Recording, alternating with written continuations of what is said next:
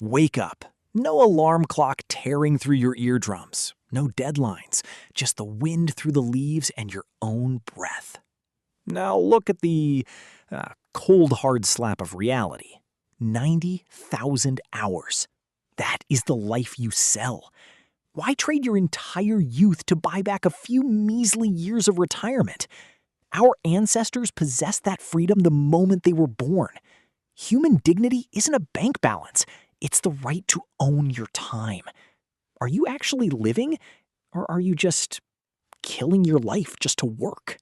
We think they lived miserable lives, scavenging, racing against death. That's a lie. In 1963, Richard Lee went to Botswana, the Juhawatsi tribe. He found a staggering truth. They only worked 15 hours a week. 15. Just stop for a second. Your work week is triple that. They weren't struggling to survive. They were living. They didn't accumulate things. They accumulated freedom. We call being busy evolution. It's a false prejudice. Look at the bones. Bones never lie. Hunter-gatherers were taller, stronger, teeth free of decay. Then came agriculture. The skeletons began to shrink. Teeth rotted from grains. Spines deformed under forced labor. The human body wasn't designed for office walls. It is a machine of freedom, chained by discipline. The evidence is in the dirt. We are destroying ourselves. Lift the burden of busyness. We don't become lazy. We become artists. Listen to the echo of a vulture bone flute, 40,000 years old, completely useless for labor. It didn't trap deer. It didn't stop the cold. But that music? That's proof. They weren't obsessed with an empty stomach. They played because they had time. They felt the pulse of the universe. They heard their own souls. Step into the Chauvet Cave. Bison, lions, 30,000 years of art. They didn't paint for calories or a personal brand. They painted in the absolute silence of the deep. Creativity was their breath. Now, we only create for a promotion. We turn our souls into a commodity. We only dream when we're exhausted after 8 hours of nothing. Art was a right, not a reward for the wealthy. They did the useless but great because they owned the ultimate luxury: silence. Time transformed us from foragers into beings with souls. Beauty over accumulation. We think we're evolving. In reality, we lost our connection to the sacred for soulless numbers on a screen. Dawn isn't a phone alarm. It's light shifting through the canopy. You wake up when you've slept enough, not for an 8 a.m. meeting. No going to work, no metal boxes in traffic. You move through the wilderness, not a gym session, a purposeful walk with your tribe. Pick berries, watch the animal tracks. Every step is a conversation with the earth. Every breath is resin and mist. This is the original human movement, labor and soul combined. No industrial lunchboxes.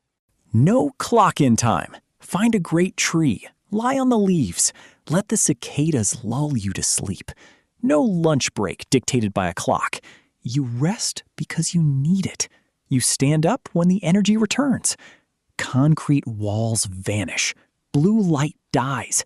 Senses explode. You hear the wind through pine needles. You smell the rain on the horizon. You aren't observing nature. You are a part of its breath. Biological rhythm is the highest form of self-respect. We weren't born for gears or artificial schedules. Close your eyes. Leave this room. Feel the vast day waiting for you. Time isn't a pressurized flow. It's an embrace. The wild is smoldering in your genes. It's calling you back. Freedom isn't a dream. It's the only breath you've ever known. Night falls. The world opens. Flickering firelight. This wasn't just for warmth. This was the social software of humanity. Polly Weissner, 2014. A startling fact. Day talk is about food, but at night, 81% of conversation is storytelling. Myths. Shared beliefs. Gods. Courage. This was the glue. the ultimate weapon of our species, empathy nurtured in the smoke. Now, we sit in the dark with blue screens, scrolling, watching, but we are absolutely alone. We consume scraps instead of community. They had no social media, yet they never knew loneliness. Connection was our dignity. Happiness was found by the fire. We lost it in the trap of civilization. They tell us agriculture was a leap forward. It was a deliberate domestication. James C. Scott, Grain states, why wheat? Why rice? Because it's easy to tax, easy to control. You can't count deer in a forest.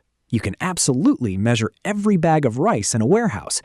We entered the cage. Fake security, infinite price. The trap snapped shut. Hard labor to feed the machine that chains us. You didn't choose 8 hours a day. You were systematized, an anonymous brick. We didn't evolve to rule. We were domesticated to serve. The logic of progress, is about to be inverted. The bitter paradox. We exhaust ourselves to buy back what was once free. Time, silence. 40 years of selling yourself, hoping for retirement, to finally be the master. But that retirement? That was the power of a hunter-gatherer child. Freedom isn't at the end of a career. It's in the nature you forgot. Don't wait for your last breath. Are you working to live? Or are you killing your life just to work?